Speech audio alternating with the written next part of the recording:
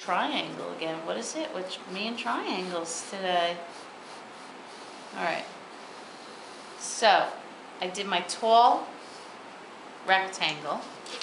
See, I did my tall rectangle. Where's my eraser? I can erase this back line because you only see it very faintly through there. We'll do that with shadow. Right? Then I'm going to make this curve area right here, the short squat rectangle. There, on top of that. Then I'm going to make that tall rectangle here. Right in the middle of my short squat rectangle. Okay? Okay. So, can you see that? I hope you can. No, I'm not very good at placing these in front of the camera. I know in some of my other videos it's up here and down here, so I apologize for that. I hope you can see this. Okay, so now I'm just going to move this and show you how I'm going to draw this. Okay, so to make this round area right here connect to my tall rectangle, all I'm going to do is go from this top of this tall rectangle and curve it. I'm not going to do a drastic curve because it's not a drastic curve. It's just a nice, easy curve. Actually, I messed that up, see? So you can just erase, right? Okay, now from here, this curve leading into this top part, this is curved too right here, right? So I can do that too. I come from here and I curve down to connect it. So now let's erase our lines, our rectangle corners here.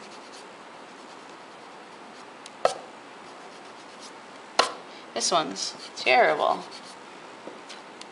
So you can always just redraw it. Erase and redraw. Okay? That's all, right? That's all you have to do. This pretty much represents that, right? Now the only thing I missed is there's this area right here. It's not exactly at the top of the bottle. It's a little bit down from the top, and it's this band that comes a little bit out. So I come down, I curve my edges of my top of my wine bottle because it's curving in and it's curved here. So I curve them just a little, just like make a little J almost at the corner here, little J. And then I want to make that little band here comes out. It's a rectangle. We're all about rectangles with this wine bottle here, right?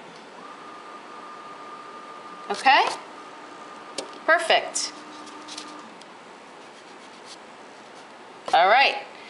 So now you're going to do that with each object. I just want to remind you that these three objects overlap. They are in front of, partially in front of this wine bottle. This is in front, and these are all overlapping this tall wine bottle. You want to show that on your still life, your final still life. You will get points taken off if you don't. Very important to show the overlapping. This one isn't separate from this one, isn't separate from this one, isn't separate from this one. They're together in a cluster. You need to show that. Okay? Just a little reminder. So now what you want to do is you have this whole, you have your contour. These are your contour, your outlines of all your objects. So you want to pick that up and you want to put down good drawing paper. I will give you.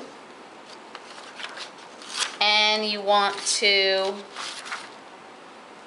tape down your drawing paper. Don't make it crooked, it needs to be straight. And then you want to take more masking tape, line up the edges of your drawing paper and your newsprint, putting your newsprint on top, and just tape down the top of the newsprint so that there's a little flap. And you're going to transfer this. Do you remember the transfer paper from project 1? Okay, so you're going to transfer this. It doesn't have to be that big of a piece of transfer paper, because what you'll do is you'll just move this down as you go along while you're tracing down your objects. So dark side down, remember, dark side down, that's where the lead is, the graphite. So you want to put dark side down onto your drawing paper, and you want to use a pen. If you remember from the first project, you want to use a pen to trace this down. So I am going to just trace down my wine bottle here.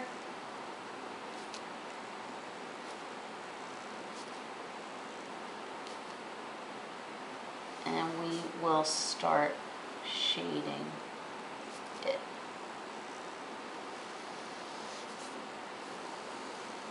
I want to remember to put in my edge, my table edge.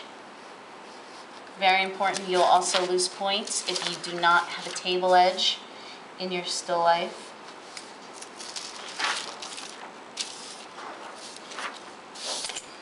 And I'll just get the bottom of that.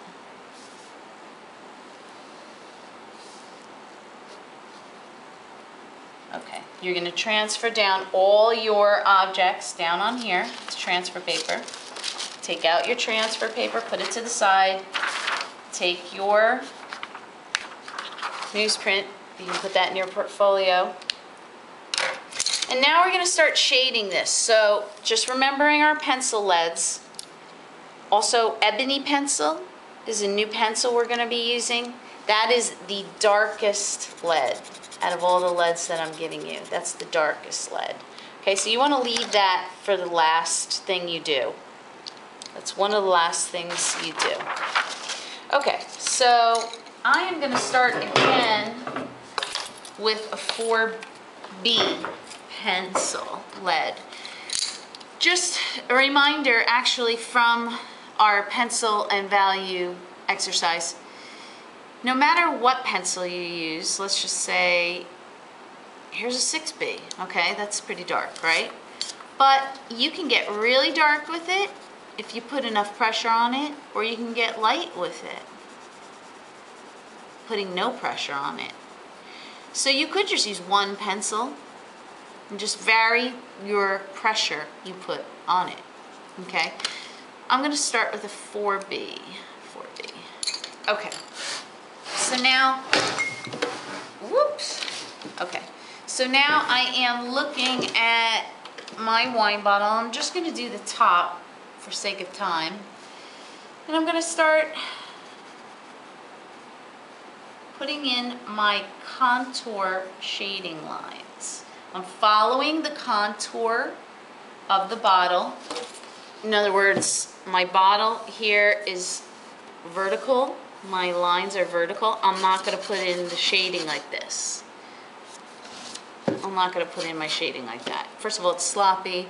Second of all, if you follow the contours, if you shade following the contour lines of your object, it almost will look 3D. That's your objective of this lesson. You want to, even though it's a 2D composition, it's 2D, it's on paper, it's a drawing, and this is three-dimensional, you want to get your 2D, your two-dimensional drawing to look 3D. So how do you do that? You do it with your contour lines, your contour shading lines, and your cross-contour shading lines. So it's a little bit darker on the side here, and actually it's dark here. I'm just varying my pressure